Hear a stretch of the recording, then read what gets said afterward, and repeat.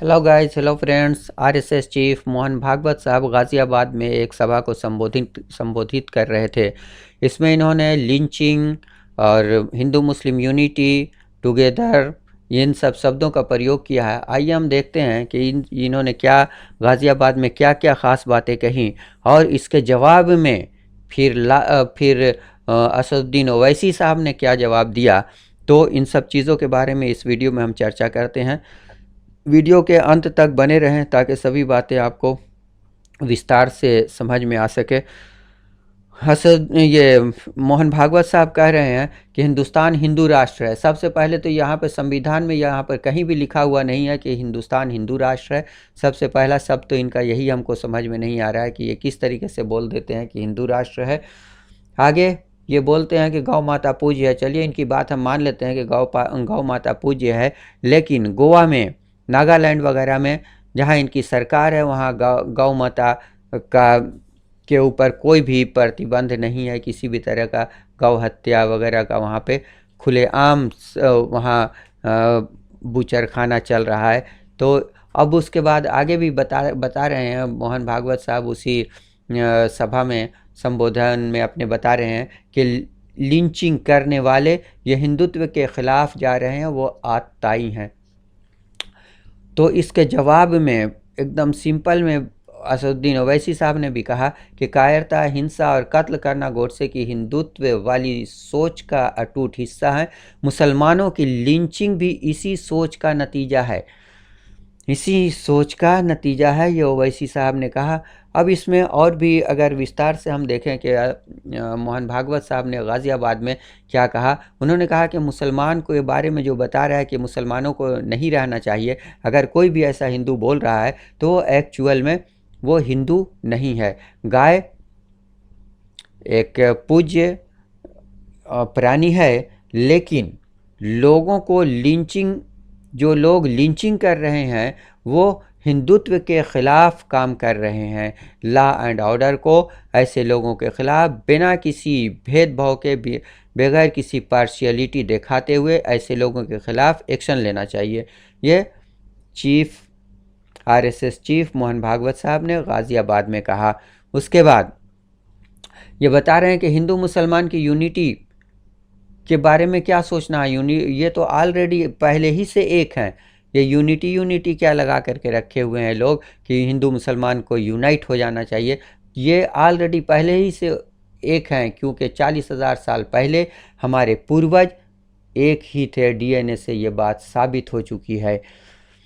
तो ये सारी बातें तो थीं, लेकिन असदुद्दीन ओवैसी साहब बहुत ही कड़वाहट के साथ इनका जवाब दे रहे हैं कि लिंचिंग करने वाले हिंदुत्व विरोधी हैं। अगर आरएसएस चीफ भागवत साहब ने ऐसा कहा है तो इन अपराधियों को गाय और भैंस में फ़र्क नहीं पता होगा, लेकिन कत्ल करने के समय उनको ये बात पता चल जाती है कि इसका नाम जुनैद है, अखलाक है, पहलू है, रकबर है, अलीमुद्दीन का नाम ही उन लोगों के लिए काफ़ी होता है। लिंचिंग करने के लिए वो नाम से, टोपी से, दाढ़ी से, पहनावे से पहचान लेते हैं कि किसकी लिंचिंग करना है और किसकी लिंचिंग नहीं करना है। यहाँ तक कि जो लिंचिंग करने वाले लोग हैं वो भी किस विचारधारा के लोग हैं, उनका ऊपर किस विचारधारा का ज़्यादा प्रभाव है, ये भी देखने वाली बात है। अब यहाँ पर आगे देखिए, भाजपा के केंद्रीय मंत्री हैं,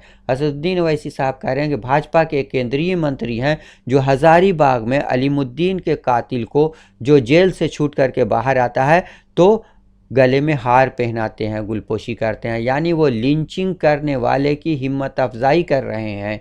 तो ऐसे में अगर मोहन भागवत साहब लिंचिंग करने वालों के ख़िलाफ़ बयान दे रहे हैं, लेकिन दूसरी तरफ देखा यह जा रहा है कि जो लिंचिंग कर रहे हैं उन लोगों की हिम्मत अफजाई की गई है। अखलाक का जो हत्यारा है उसकी लाश पर तिरंगा लगाया गया है।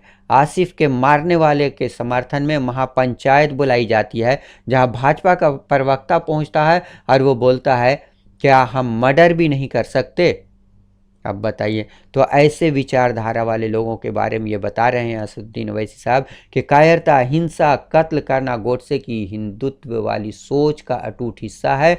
मुसलमानों की लिंचिंग भी इसी सोच का नतीजा है। अब देखने वाली बात यह है कि इतना अभी मुसलमानों पर इतना रहम, इतना मोहब्बत कैसे क्यों पैदा होती जा रही है। एक तरफ अभी देखा हमारे जो प्राइम मिनिस्टर हैं मोदी साहब, उन्होंने कश्मीर से नेतागण को बुलाया दिल्ली में और उनके साथ बैठक की। वो अधिकतर जितना भी कश्मीरी नेता हैं, बड़े बड़े नेता हैं, वो आपको मालूम होना चाहिए कि वो सब बड़े मुसलमान लोग हैं। अभी भागवत साहब भी अभी गाज़ियाबाद में मुसलमानों के प्रति अपनी हमदर्दी जता रहे हैं। अभी इससे पहले भी एक बार जो यूपी के चीफ मिनिस्टर हैं योगी आदित्यनाथ, उन्होंने भी कहा कि असदुद्दीन ओवैसी साहब नेशनल लेवल के बहुत बड़े नेता हैं, वो यूपी आएँ और आ कर के इलेक्शन लड़ सकते हैं, लड़ें।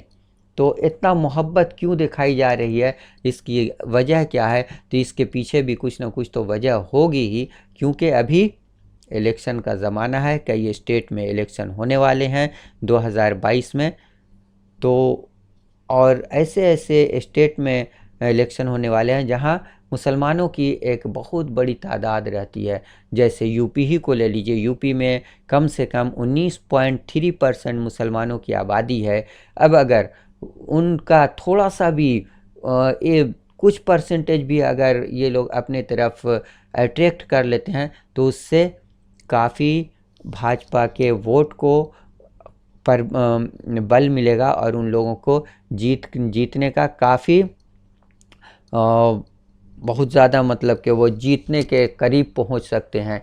इसलिए कि उनका अपना एक वोट बैंक इन लोगों का है जो टूटता नहीं है। लेकिन दूसरी तरफ से अगर 1% भी कहीं से अपना वोट बैंक ले आए तो इन लोगों के लिए वही काफ़ी हो सकता है। तो कुछ वजूहात तो ऐसी समझ में आ रही हैं, लेकिन इसका मतलब ये नहीं है कि मोहन भागवत साहब ने जो बातें कही उनसे हम इत्तेफाक ना रखें, बल्कि वो जो बातें भी कह रहे हैं, जो भी उनका मोटिव रहा हो, लेकिन उनकी बात में बहुत हद तक नोटिस करने वाली बात है कि लिंचिंग वगैरह वाकई में नहीं होना चाहिए। कोई भी गरीब अगर आ रहा है, जा रहा है, उसका पकड़ करके मार दिया गया। ट्रेन में जा रहा है, टोपी देखा, दाढ़ी देखा, मार दिया। अगर वो गाय लेके जा रहा है, दूध वाली गाय, अपने घर में वो गौ पालन करता है, दूध का कारोबार करता है, उसे भी पकड़ा, मार दिया। कई ऐसे वाक़े देखे गए। तो ये लिंचिंग के ऊपर अगर मोहन भागवत साहब ने अगर कुछ कहा है तो इनकी बात को सराहा जाना चाहिए और लोगों को ध्यान देना चाहिए। और उसके अलावा प्रशासन को भी ध्यान देना चाहिए कि इतने बड़े चीफ जो हैं आरएसएस के चीफ, जिनका प्रभाव है भाजपा की सरकार पर, वो व्यक्ति इतनी बड़ी बात बोल रहा है, तो एडमिनिस्ट्रेशन को भी इन सब बातों पर ध्यान देना चाहिए। उम्मीद है वीडियो पसंद आया होगा। लाइक करें, शेयर करें, सब्सक्राइब करें और नोटिफिकेशन बेल को दबाना ना भूलें, ताकि हम जब भी कोई वीडियो बनाएं तो आप तक फ़ौरन पहुँचे। Okay, thank you, bye bye.